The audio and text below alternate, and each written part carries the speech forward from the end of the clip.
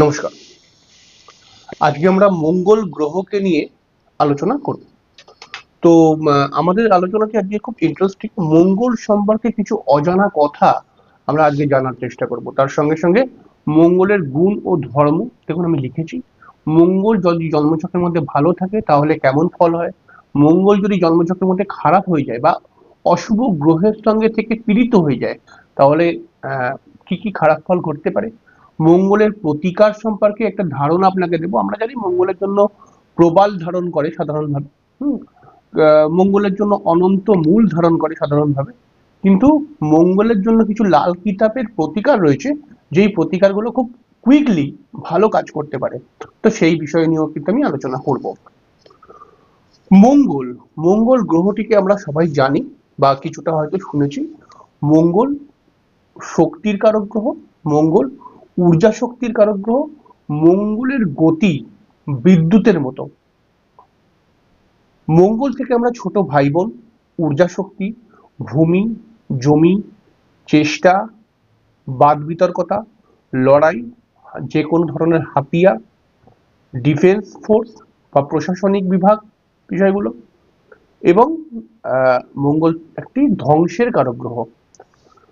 জন্মকুণ্ডলীতে প্রত্যেকটি গ্রহ কিন্তু উৎপত্তি, পালন বা ধ্বংসের সঙ্গে সম্পর্কযুক্ত, এটা মাথায় রাখতে হবে। কিন্তু মঙ্গল একটি এমন গ্রহ, এই মঙ্গলের মধ্যে কিন্তু তিনটি গুণই রয়েছে। অর্থাৎ মঙ্গল উৎপত্তি করতে পারে মানে সৃষ্টি করতে পারে, মঙ্গল পালন করতে পারে বা প্রতিরক্ষা করতে পারে, আবার মঙ্গল কোনো কোনো সময় ধ্বংস করে দিতে পারে মানুষকে। তো মঙ্গল সম্পর্কে বলতে গেলে পারে একটি কথা বলতে হবে যে দেখুন, শাস্ত্রকারেরা বলেছেন উপচয় স্থানে মঙ্গল খুব শুভ ফল দেয় বা যে কোনো অশুভ গ্রহরাই শুভ ফল দেয়। উপচয় স্থান মানে হচ্ছে তৃতীয়, ষষ্ঠ, দশম আর একাদশ। এখানটা একাদশ হবে, এইটা আমরা উপচয় স্থান বলি। এই সমস্ত স্থানে যদি মঙ্গল থাকে তাহলে মঙ্গলের শক্তি বৃদ্ধি পেয়ে যায় এবং মঙ্গল সেই জাতককে ভালো ফল দেয়। এবার কোন দিকে ভালো ফল দেয় সেটা আমি আপনাকে বলবো। দেখুন, আমরা জানি মঙ্গল বাদ বিতর্কতার কারক গ্রহ। তাহলে মঙ্গল যেই ভাবের মধ্যে বসে থাকবে সেই ভাবকে নিয়ে বাদ বিতর্কতা তৈরি হবেই হবে। সেই ভাবের ফলের মধ্যে একটা বাদ বিতর্কতা তৈরি হবে। অর্থাৎ এক পক্ষ বলবে যে হ্যাঁ এই ফল ঠিকই আছে, আর এক পক্ষ বলবে যে না এই ফল ভুলভাবে এসছে বা এই ফল ভুলভাবে প্রাপ্তি করা হয়েছে। এইরকম একটা বাদ বিতর্কতা কিন্তু তৈরি করে দেয় মঙ্গল অনেক সময়। মঙ্গলকে আমাদেরকে কিন্তু খুব ভালোভাবে বুঝতে হবে, কারণ আমাদের জন্মচক্রের মধ্যে মঙ্গল গ্রহটি অত্যন্ত গুরুত্বপূর্ণ ভূমিকা পালন করে। কারণ যদি একজন মানুষের জন্ম দেখা হয়, একজন মানুষের সৃষ্টি দেখা হয়, একজন সন্তানের জন্ম বা সন্তানের সৃষ্টি বা সন্তান তৈরি হওয়ার ক্ষেত্রে মঙ্গলের প্রয়োজনীয়তা রয়েছে। একজন মানুষের শক্তি, একজন মানুষের মানে কি বলবো ঊর্জা শক্তি, সেটি কোন দিকে যাবে, পজিটিভ দিকে না নেগেটিভ দিকে, সেটাও আমাদেরকে মঙ্গলকে দেখে বিচার করতে হবে। এবং একজন মানুষ কতটা ধ্বংসের মুখে পড়তে পারে বা একজন মানুষের কতটা শারীরিক সমস্যা আসতে পারে বা একজন মানুষের কতটা মস্তিষ্কের সমস্যা আসতে পারে সেটাও আমরা মঙ্গল থেকে পাবো। আবার যেহেতু একজন মহিলার জন্মছকের মধ্যে মঙ্গল খুব গুরুত্বপূর্ণ ভূমিকা পালন করে মহিলাদের বিবাহিত জীবনকে দেখার জন্য, তো সেই ক্ষেত্রে মঙ্গলকে দেখে আমরা বুঝে নেওয়ার চেষ্টা করব যে সেই মহিলাটির বিবাহিত জীবন কেমন হতে চলেছে। এই সমস্ত বিষয় আমরা স্টেপ বাই স্টেপ আসবো কিন্তু। তো একটা কথা খেয়াল রাখতে হবে, দেখুন আমরা একটি কথায় কথায় একটা কথা বলি যে মঙ্গল একটি অশুভ গ্রহ। দেখুন অশুভ গ্রহ কাউকেই বলা যাবে না। আবার আহ, অবশ্যই আমরা অশুভ গ্রহ বলছি একটি দৃষ্টিকোণ থেকে, কিন্তু যদি আমরা একটু ভালো করে ভাবি তাহলে পারে কিন্তু অশুভ গ্রহ আসলে নয়, আসলে কারকত্বের পার্থক্য তৈরি হয়। অর্থাৎ একজন মানুষ তার মঙ্গলকে, তার জন্মছকের মঙ্গল অনুযায়ী সেই মানুষটি কি অশুভ দৃষ্টিকোণ থেকে মঙ্গলকে চালিত করছে না শুভ দৃষ্টিকোণ থেকে মঙ্গলকে চালিত করছে, সেটা আমাদেরকে ভালো করে বুঝে নিতে হবে। বা একজন মানুষ যদি দেখুন, মঙ্গল বা কোনো অশুভ গ্রহ কিন্তু পুরোপুরি অশুভ হয় না। মঙ্গল তো আমরা বললাম যে মঙ্গল সৃষ্টির কারক গ্রহ, তাহলে সৃষ্টির কারক গ্রহ যেহেতু, তার জন্য আমরা বলতে পারি মঙ্গলের মধ্যে কিছু সৃষ্টি করার গুণ রয়েছে, এটা পজিটিভ। আবার মঙ্গল ধ্বংসেরও কারক গ্রহ। এই জন্য তো আমরা দৃষ্টিকোণকে বিভিন্ন মানুষ বিভিন্ন দৃষ্টিকোণ থেকে দেখে। কেউ বলে মঙ্গল হচ্ছে হনুমানজির প্রতীক, আবার কেউ বলে মঙ্গল হচ্ছে অসুরের প্রতীক।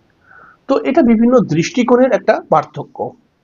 আমরা জানি মঙ্গল সব থেকে বেশি খারাপ ফল দিতে পারে যে ঘরটি, সেটা হচ্ছে ফোর্থ হাউসে। এবং ফোর্থ হাউস শুধু না, ফিফথ হাউসেও কোনো কোনো সময় মঙ্গল খুব খারাপ ফল দেয়। তো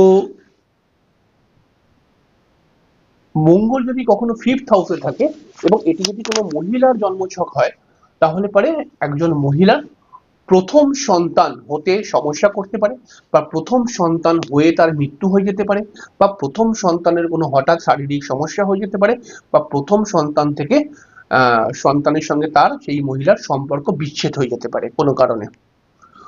তো সবসময় মনে রাখতে হবে যে মঙ্গল কিছু কিছু লগ্নের জন্য শুভ গ্রহ হয়, আবার কিছু কিছু লগ্নের জন্য অশুভ গ্রহ হয়।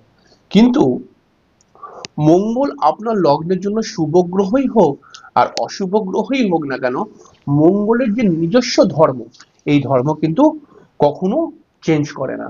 উদাহরণ দিয়ে যদি আমি বলি, তাহলে আমরা বলতে পারি বৃশ্চিক লগ্নের জন্য মঙ্গল একটি শুভ গ্রহ।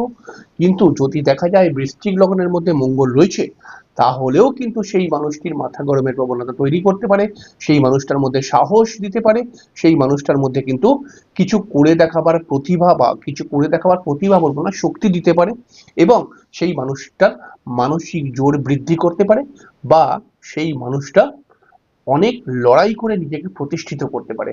এই মঙ্গল যদি আবার ধরুন মিথুন লগ্নের মধ্যে থাকে, তাহলে মিথুন লগ্ন মঙ্গলের জন্য খুব একটি শুভ লগ্ন নয়। কিন্তু এই লগ্নের মধ্যেও যদি মঙ্গল থাকে, তাহলে সেই মঙ্গলও কিন্তু সেই মানুষটির মধ্যে সাহস দিতে পারে, মাথা গরমের প্রবণতা দিতে পারে, কিছু করে দেখাবার প্রবণতা দিতে পারে, পরিশ্রম করে নিজেকে প্রতিষ্ঠিত করার মানে লড়াই করে নিজেকে প্রতিষ্ঠিত করার একটা ব্যাপার আনতে পারে। তো এটা কিন্তু সব জায়গায় করবে মঙ্গল তার ধর্ম অনুসারে। কিন্তু যেহেতু মিথুন লগ্ন এবং মঙ্গলের সেটা শুভ ঘর নয়, সেই কারণে কিন্তু একটা বিষয় দেখতে পাওয়া যাবে, এই যা কিছু করবে সে সাহস দেখাক, সে লড়াই করে জীবনে প্রতিষ্ঠিত হোক, বা সে মাথা গরম করুক, তার মধ্যে একটা নেগেটিভিটি আসতে পারে, যেহেতু মঙ্গলের এটা অশুভ ঘর। তাই জন্য হয়তো সে মাথা গরম করলো, কিন্তু মাথা গরমটা এমন ভাবে করলো যেটা লোকের দৃষ্টিকটু মনে হচ্ছে, বা লোক বিভিন্ন কথা বলছে এই মাথা গরমকে নিয়ে। আবার বৃশ্চিক লগ্নের মধ্যে মঙ্গল থাকলে পরেও মাথা গরম দেবে, কিন্তু যেহেতু এই লগ্নের জন্য একটা ফেভারেবল গ্রহ মঙ্গল, তাহলে পরে কিন্তু মঙ্গল এখানে মাথা গরম করাবে, কিন্তু সেই মাথা গরম লোকে দেখে বলবে কি না, এই বিষয়টার মধ্যে তার তো মাথা গরম হওয়াই উচিত। এরকম একটু ছোট ছোট পার্থক্য কিন্তু আমাদেরকে বুঝে নিতে হবে। জ্যোতিষশাস্ত্র কিন্তু অনেকটা বোঝার বিষয়। এবারে দেখুন, আমরা মঙ্গল সম্পর্কে কিছু সাধারণ কথা জেনে নিলাম। মঙ্গলের গুণ ধর্ম যদি আমরা দেখি, তাহলে পরে মঙ্গল কিন্তু একটি ক্ষত্রিয় ধর্মের গ্রহ। মঙ্গলের গুণ হচ্ছে যে মঙ্গল একটি অগ্নিতত্ত্বের গ্রহ বলা যেতে পারে। তো অগ্নিতত্ত্বের গ্রহ হওয়ার কারণে কিন্তু অগ্নির প্রধান কাজ, আচ্ছা এই যে অগ্নিতত্ত্ব আমরা বলি, এই অগ্নির প্রধান কাজ আমাদেরকে জানতে হবে যে আমরা যদি অগ্নিকে কখনো মানে আগুন যদি জ্বালাই, তাহলে পরে সর্বদাই সমস্ত পরিপ্রেক্ষিতেই কিন্তু একটি বিষয় দেখতে পাওয়া যাবে, আগুন সর্বদা উপর দিকে ওঠে। এই অগ্নিতত্ত্বের গ্রহরা নিজের কারকত্বকে দিয়ে একজন মানুষকে ওপর দিকে ওঠাবার চেষ্টা করে, একজন মানুষকে জেতাবার চেষ্টা করে। সেটা তার কারকত্ব অনুসারে বিভিন্ন মাধ্যম দিয়ে সেই মানুষ কিন্তু ওপরে ওঠার চেষ্টা করে, কখনো জেদ দিয়ে, কখনো রাগ দিয়ে, কখনো ভালোবাসা দিয়ে, বিভিন্ন কিছু হতে পারে। কিন্তু অগ্নিতত্ত্বের গ্রহরা একজন মানুষকে উপরে উঠবার জন্য সাহায্য করে। মঙ্গলকে বলা হয় ক্ষত্রিয় ধর্মের একটি গ্রহ। আহ ক্ষত্রিয় ধর্মের মধ্যে একটা ছোট ছোট পার্থক্যগুলোকে বুঝে নিতে হবে প্রথমেই, যে ক্ষত্রিয় ধর্মের গ্রহ মানে হচ্ছে কি, ক্ষত্রিয় ধর্মের কাজ হচ্ছে কি পালন করা এবং রক্ষা করা। এই পালন করাটা কিন্তু রবি করে, আর রক্ষা করাটা কিন্তু মঙ্গল করে। তাহলে মঙ্গল ক্ষত্রিয় ধর্মে, মঙ্গল কিন্তু এই ক্ষত্রিয় ধর্মকে পালন করছে বিভিন্ন কিছুকে রক্ষা করে। তার জন্য কখনো অস্ত্র ওঠাতে হচ্ছে, তার জন্য কখনো বাদ বিতর্কতার মধ্যে জড়িয়ে পড়তে হচ্ছে, তার জন্য কখনো লড়াই করতে হচ্ছে, এটা বিভিন্ন মাধ্যম হতে পারে। এবার দেখুন, মঙ্গল যদি একটি জন্মচক্রের মধ্যে ভালো থাকে বা মঙ্গল যদি একটি জন্মচক্রের মধ্যে খারাপ থাকে, তাহলে একজন মানুষের কি কি ফল দেখতে পাওয়া যায়। দেখুন, মঙ্গল যদি ভালো থাকে একজন মানুষের মধ্যে সাহস, আত্মবিশ্বাস এবং নেতৃত্ব দানের ক্ষমতা, এবং তার সঙ্গে সঙ্গে পরিশ্রম করার মানসিকতা, উদ্যমী এবং মাথা ঠান্ডা করে সমস্ত বিষয়কে আহ সমস্ত বিষয়টাকে মাথা ঠান্ডা করে ভাবনা চিন্তা করা, এবং তার সঙ্গে সঙ্গে দ্রুত সিদ্ধান্ত গ্রহণ করা, অর্থাৎ কেউ তাকে কোনো সিদ্ধান্ত দিল এবং সেই সিদ্ধান্তকে সে মেনে নিল। এছাড়াও কিন্তু মঙ্গল যদি একটি জন্মচক্রের মধ্যে ভালো থাকে, তাহলে পরে সেই মানুষকে দেখা যায় বন্ধুর প্রতি আহ অত্যন্ত ভালোবাসা সেই মানুষের থাকে, নিজের ভাই বোনকে প্রচুর ভালোবাসে এবং ভাই বোনের উন্নতি সবসময় প্রার্থনা করে। এবং মঙ্গল যদি একটি জন্মচক্রের মধ্যে ভালো থাকে, তাহলে একজন জাতক খেলাধুলার সঙ্গে সংযুক্ত হয়, একজন জাতকের মধ্যে শরীর চর্চা করার ইচ্ছা প্রকাশ পায়। মঙ্গল যদি একটি জন্মচক্রের মধ্যে ভালো থাকে, তাহলে পারে কিন্তু প্রশাসনিক বিভাগের জন্য এটি খুব ভালো, মানে সেই মানুষ যদি প্রশাসনিক বিভাগে যেতে চায় বা প্রশাসনিক বিভাগ নিয়ে কোনো কাজকর্ম করতে চায়, এর জন্য যথেষ্ট ভালো। এবং মঙ্গল যদি একজন জন্মচক্রের মধ্যে ভালো থাকে, তাহলে পারে সেই মানুষটি যে কোনো মানুষের সমস্যার মধ্যে ঝাঁপিয়ে পড়ার চেষ্টা করে, সেটা যে কোনো মানুষ নয়, যে কোনো পশু পাখিও হতে পারে। তো এরকম ব্যাপারটাকে মাথায় রাখতে হবে। আবার মঙ্গল যদি কারোর জন্মচক্রের মধ্যে খারাপ হয়ে যায়, অশুভ গ্রহের দ্বারা পীড়িত হয়ে যায়, মঙ্গল রাহু, মঙ্গল কেতু, মঙ্গল শনি, বা মঙ্গল কোনো অশুভ ঘরের মধ্যে বসে রয়েছে, মঙ্গলকে একাধিক পাপক গ্রহ দেখছে, তখন কিন্তু কি হয়, একটু মঙ্গলের মধ্যে প্রবলেম চলে আসে। তখন এই মঙ্গল কিন্তু ঝগড়াটে প্রকৃতির হয়ে যায়। এই মঙ্গল বারবার মাথা গরম করে বাজে কথা ইউজ করে ফেলে। এই মঙ্গলের মধ্যে একটা নিষ্ঠুরতা ব্যাপারও চলে আসে। এই মঙ্গল তখন ঘরের লোকের কথা শোনে না, বাইরের লোকের কথা বেশি শোনে। মঙ্গল যদি খারাপ হয়ে যায়, তাহলে একজন মহিলার জন্মছকের মধ্যে মঙ্গল খারাপ হলে বিবাহিত জীবন নিয়ে সমস্যা আনে। মঙ্গল যদি খারাপ হয়ে যায়, তাহলে পারে সেই মানুষটি সমালোচনা সহ্য করে না, অর্থাৎ সে মাথা গরম করছে, সে উল্টোপাল্টা রাগারাগি করছে, তাকে যদি বোঝানো হয় যে তুই মাথা গরম করিস না বা তুমি মাথা গরম করো না, এটা তোমার ভুল হচ্ছে, তাহলে সে রেগে যায়, মনে করে কি আমাকে হয়তো খুব ডমিনেট করছে, আমি মাথা গরম করছি মানে ঠিকই করছি, এরকম একটা তার মনোভাব তৈরি হয়ে যায়। মঙ্গল যদি জন্মছকের মধ্যে খারাপ হয়ে যায়, তাহলে পারে কোনো কোনো সময় আইনি সমস্যাতেও সেই মানুষ কিন্তু জড়িয়ে পড়তে পারে। মঙ্গল যদি জন্মছকের মধ্যে খারাপ হয়ে যায়, তাহলে তার ছোটখাটো দুর্ঘটনা হতেই থাকে। মঙ্গল যদি জন্মছকের মধ্যে খারাপ হয়ে যায়, তাহলে পারে তার শরীরে কোনো অপারেশন যোগও ক্রিয়েট হতে পারে। মঙ্গল যদি খারাপ হয়ে যায়, তাহলে পারে অল্প ঝামেলাতেই সে উত্তেজনার বশে মারপিট করতে চালু করে দেয় অনেক সময়। এই ব্যাপারগুলো কিন্তু মাথায় রাখতে হবে। এবার একটা কথা বললাম মঙ্গলের প্রতিকার। দেখুন, মঙ্গলের জন্য আমরা প্রবাল ধারণ করি, আমরা সবাই জানি। মঙ্গলের জন্য যারা প্রবাল ধারণ করতে পারছে না, তারা অনন্ত মূলও ধারণ করতে পারে। মঙ্গলের জন্য হনুমানজির পুজো করা, হনুমান চালিসা পাঠ করা, প্রতি মঙ্গলবার উপোস করা, এগুলো খুব ভালো প্রতিকার এবং এগুলো অনেকেই করে। তবে আরেকটি প্রতিকার রয়েছে, যেই প্রতিকারটি লাল কিতাবের প্রতিকার, এবং সেই প্রতিকারটি যদি করা হয় মঙ্গলের জন্য, তাহলে মঙ্গল কিন্তু খুব কুইকলি কিন্তু ভালো ফল দিতে শুরু করে দেয়। সেটা হচ্ছে কি, শুধুমাত্র মঙ্গলবার দিনকে, মঙ্গলবার এটা করতে হবে, 7টি মঙ্গলবার করতে হবে। মঙ্গল আপনার জন্মছকের মধ্যে যতই খারাপ হোক, দেখবেন ভালো হয়ে যাবে। 7টি মঙ্গলবার করতে হবে। 7টি মঙ্গলবারে আপনার ক্ষমতা অনুসারে আপনি একটু আখের গুড় কিনবেন। আখের গুড় কিনে ওই আখের গুড়ের একটুখানি কণা হনুমানজির পায়ে, দুটো পায়ের মধ্যে একটু লাগিয়ে দেবেন। আর বাদবাকি যে আখের গুড়টা থাকবে, সেটা হনুমানজির মন্দিরে যে পুরোহিত মশাই রয়েছেন, সেই পুরোহিত মশাইকে দান করে দেবেন। আপনি যদি এটা করেন, আপনি দেখবেন মিরাকেল রেজাল্ট। 7 সপ্তাহের মধ্যে আপনার মঙ্গলের নেগেটিভিটি খতম হয়ে যাবে এবং আস্তে আস্তে করে আপনি মঙ্গলের জন্য ভালো ফল পাবেন। যাই হোক, আশা করছি আপনাদেরকে হয়তো বোঝাতে পারলাম। তো মঙ্গল সম্পর্কে কিন্তু খুব একটা গুরুত্বপূর্ণ গ্রহ।